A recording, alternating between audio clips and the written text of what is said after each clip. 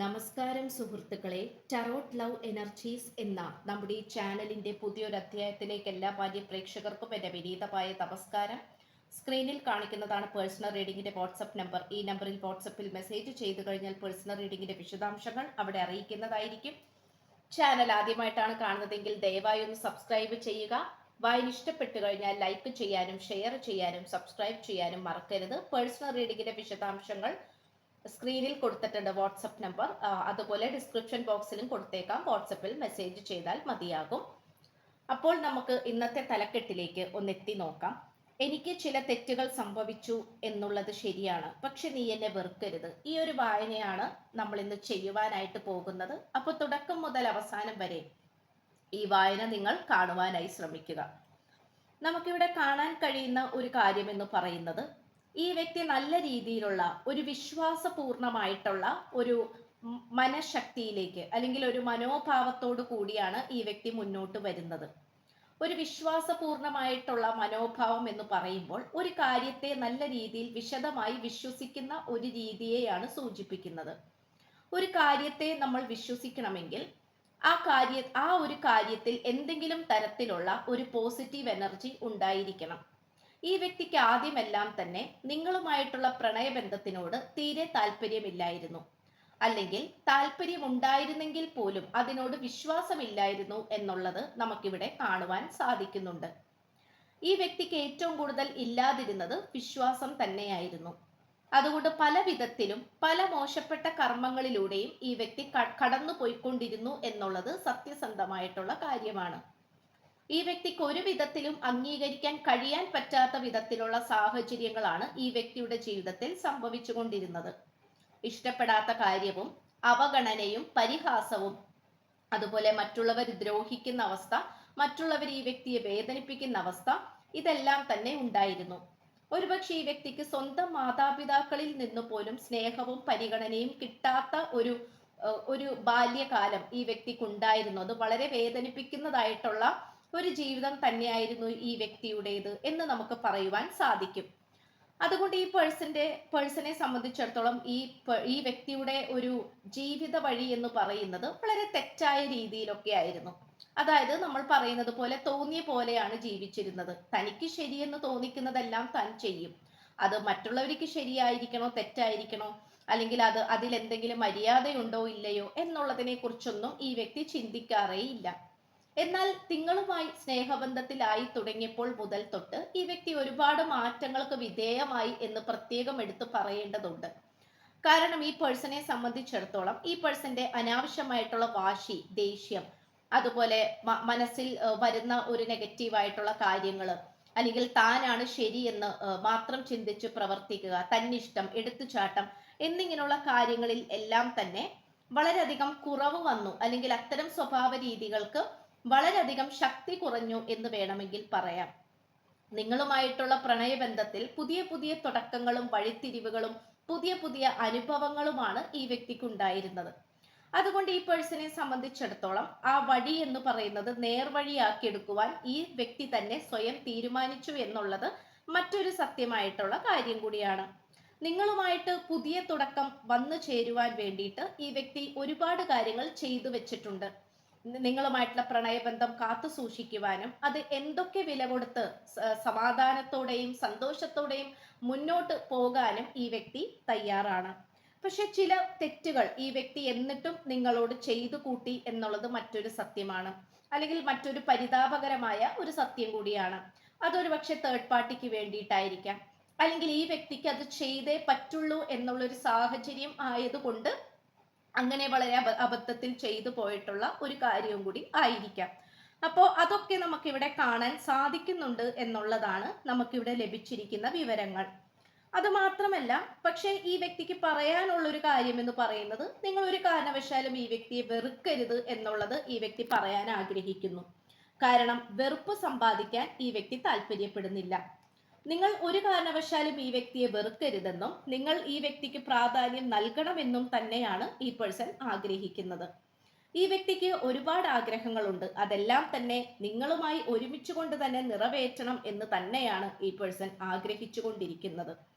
ഇത് നമുക്ക് പറയാതിരിക്കാൻ പറ്റാത്ത ഒരു സത്യസന്ധമായിട്ടുള്ള ഒരു കാര്യം കൂടിയാണ്.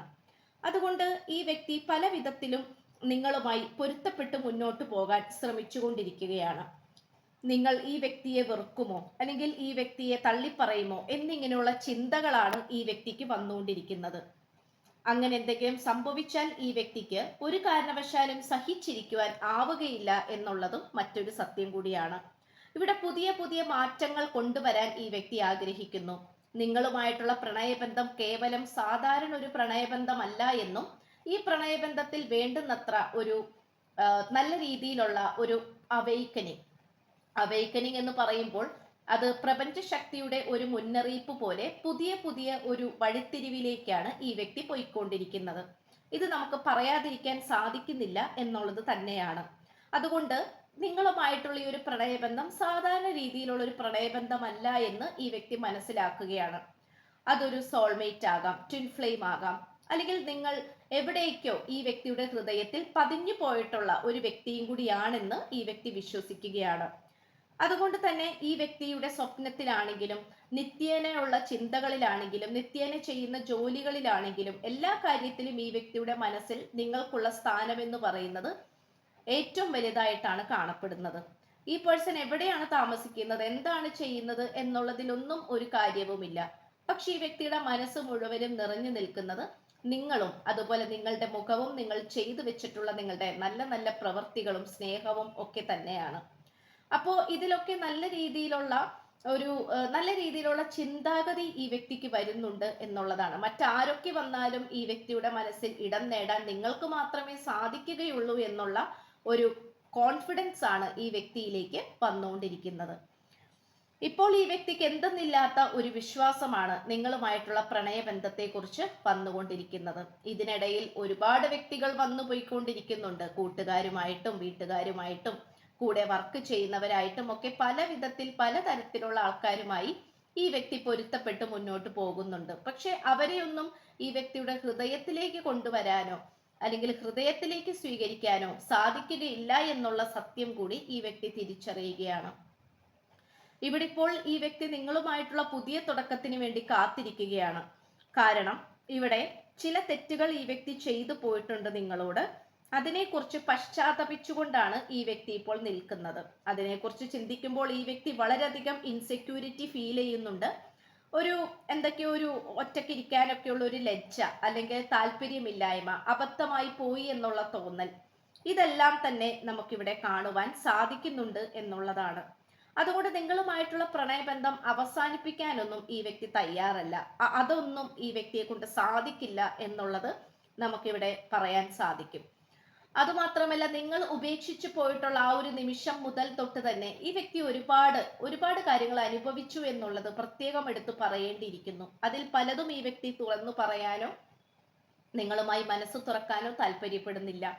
കാരണം നിങ്ങളോടും അത് പറഞ്ഞു കഴിഞ്ഞാൽ അത് കൂടുതലും ഇമോഷണലിലേക്ക് പോകുവാൻ ഈ വ്യക്തി ആഗ്രഹിക്കുന്നില്ല എന്നുള്ളതാണ് മറ്റൊരു സത്യം. അതുമാത്രമല്ല, ഈ വ്യക്തി നിങ്ങളെ ഓർത്ത് ദുഃഖിക്കുന്നുണ്ട്. നിങ്ങളുടെ മനസ്സറിയാൻ ഈ വ്യക്തി താല്പര്യപ്പെടുന്നുണ്ട്. നിങ്ങൾ ഏതൊരവസ്ഥയിലാണ്, നിങ്ങളുടെ ജീവിത അവസ്ഥ ഇപ്പോൾ എന്താണ്, നിങ്ങൾ എന്തിനെക്കുറിച്ചാണ് ചിന്തിക്കുന്നത്, നിങ്ങൾ വീണ്ടും ഈ വ്യക്തിയുടെ അടുത്തേക്ക് വരാൻ ആഗ്രഹിക്കുന്നുണ്ടോ, അല്ലെങ്കിൽ ഈ വ്യക്തിയുടെ പ്രാധാന്യം നിങ്ങൾക്ക് അറിയുമോ, നിങ്ങൾ മനസ്സിലാക്കിയിട്ടുണ്ടോ, ഈ വ്യക്തിയോട് ക്ഷമിക്കുവാൻ നിങ്ങൾ തയ്യാറാണോ എന്നിങ്ങനെയുള്ള 1000 ചോദ്യങ്ങളാണ് ഈ വ്യക്തിയുടെ മനസ്സിൽ വന്ന് നിറയുന്നത്. ആ ചോദ്യങ്ങൾക്ക് മുന്നിൽ യാതൊരു തരത്തിലും സമാധാനപ്രദമായിട്ടുള്ള ഒരു ഉത്തരം നൽകാൻ ഈ വ്യക്തിക്ക് സ്വയം സാധിക്കുന്നില്ല, മറ്റാരിൽ നിന്നും ഈ വ്യക്തിക്ക് ലഭിക്കുന്നില്ല. അതുകൊണ്ട് നിങ്ങളെ കുറിച്ചിട്ടുള്ള വിവരങ്ങൾ അല്ലെങ്കിൽ നിങ്ങളുടെ ഇൻഫോർമേഷൻസ് ഈ വ്യക്തിക്ക് ലഭിക്കണമെങ്കിൽ തീർച്ചയായിട്ടും നിങ്ങളുമായിട്ട് നേരിട്ട് ഒരു സംഭാഷണം ഉണ്ടാക്കിയെടുത്താൽ മാത്രമേ ഈ വ്യക്തിക്ക് അത് സാധിക്കുകയുള്ളൂ എന്ന് ഈ വ്യക്തി വിശ്വസിക്കുകയാണ്. അപ്പോൾ അതും നമുക്കിവിടെ പറയാതിരിക്കാൻ പറ്റത്തില്ല. അതായത് അതും ഒരു വളരെ ഇമ്പോർട്ടൻ്റ് ആയിട്ടുള്ള ഒരു കാര്യമാണ് എന്നുള്ളത് സത്യമായിട്ടുള്ള ഒരു കാര്യം കൂടിയാണ്. അപ്പോൾ ഇത്രയുമാണ് നമുക്ക് ലഭിച്ചിട്ടുള്ളത്. എന്ത് തന്നെ ആയാലും ഈ വ്യക്തിക്ക് ഒരു അപേക്ഷ മാത്രമേ നിങ്ങളോടുള്ളൂ. നിങ്ങൾ വെറുക്കരുത്, നിങ്ങൾ ഈ വ്യക്തിയെ വെറുക്കരുത്, വേണ്ട എന്ന് വെക്കരുത്. കാരണം ഈ വ്യക്തിയെ മാറ്റി നിർത്തുന്നത് നിങ്ങളത് ചെയ്തു കഴിഞ്ഞാൽ ഈ വ്യക്തിക്ക് അത് സഹിക്കാൻ പറ്റാത്ത ഒരു കാര്യമായിട്ട് മാറിക്കൊണ്ടിരിക്കുകയാണ്. ഇത്രയുമാണ് നമുക്ക് ലഭിച്ചിട്ടുള്ളത്. അപ്പോൾ പേഴ്സണൽ റീഡിങ്ങിന്റെ വാട്സപ്പ് നമ്പർ ഈ വീഡിയോന്റെ തുടക്കത്തിലെ സ്ക്രീനിൽ കാണിക്കുന്നുണ്ട്. വാട്സപ്പിൽ മെസ്സേജ് ചെയ്താൽ മതിയാകും. പേഴ്സണൽ റീഡിങ്ങിന്റെ വിശദാംശങ്ങൾ അവിടെ അറിയിക്കുന്നതായിരിക്കും. ചാനൽ ആദ്യമായിട്ടാണ് കാണുന്നതെങ്കിൽ ഉറപ്പായിട്ട് സബ്സ്ക്രൈബ് ചെയ്യുക, ലൈക്ക് ചെയ്യുക, ഷെയർ ചെയ്യുക, സപ്പോർട്ട് ചെയ്യുക. അപ്പോൾ പുതിയൊരു അധ്യായത്തിൽ കാണുന്നത് വരേക്കും എല്ലാ മാന്യ പ്രേക്ഷകർക്കും എൻ്റെ വിനീതമായ നന്ദി, നമസ്കാരം. God bless you.